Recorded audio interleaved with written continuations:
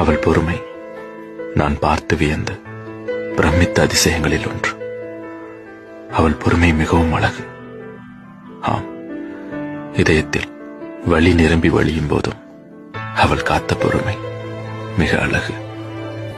உள்ளுக்குள் பல கோபங்கள், கேள்விகள் கேட்க துடிக்கும் போதும் அவள் காத்த பொறுமை மிக அழகு.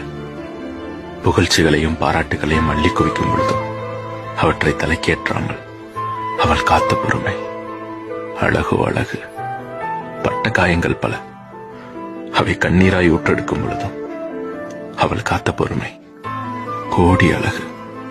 சுற்றி இருக்கும் பலர் தன்னை உடைக்க காத்திருக்கும் பொழுதும், தான் வெடித்து சிதற பல தருணங்கள் இருந்த போதும் அவள் காத்த பொறுமை மிக அழகு.